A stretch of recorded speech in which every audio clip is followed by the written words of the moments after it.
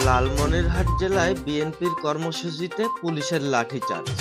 আসসালামু আলাইকুম প্রিয় দর্শক, প্রতিদিনের ন্যায় লালমনিরহাট জেলার সর্বশেষ আপডেট সংবাদটি আপনাদেরকে জানাতে বুলেটিন বার্তা লালমনিরহাট অনলাইন নিউজে আরো একবার আপনাদের সাথে সরাসরি সংযুক্ত হলাম।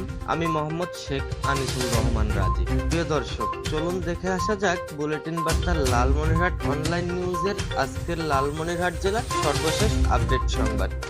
লালমনিরহাটের হাতীবান্ধায় বিএনপির লিফলেট বিতরণ কর্মসূচিতে লাঠিচার্জ করেছে পুলিশ। তথ্য ও ছবি সংগৃহীত।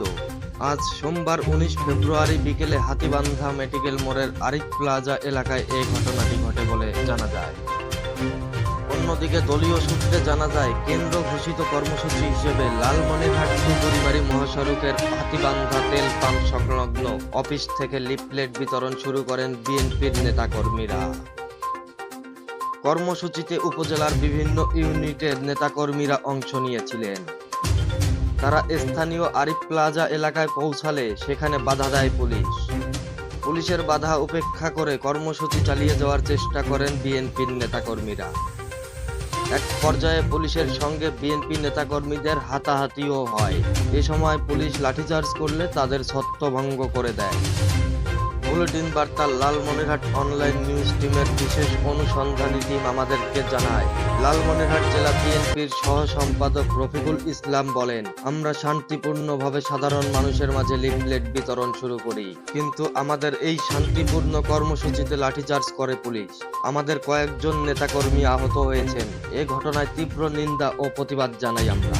দর্শক, লালমনিরহাট জেলার আজকের সর্বশেষ আপডেট সংবাদটি আপনাদেরকে জানিয়ে দিলাম বুলেটিন বার্তা লালমনিরহাট অনলাইন নিউজে। প্রিয় দর্শক, বুলেটিন বার্তা লালমনিরহাট অনলাইন নিউজের পরবর্তী সংবাদ দেখার আমন্ত্রণ জানিয়ে এখনকার মতো বিদায় নিচ্ছি।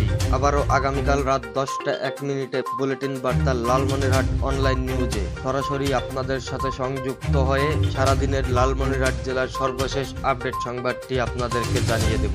ততক্ষণ পর্যন্ত ভালো থাকুন, সুস্থ থাকুন।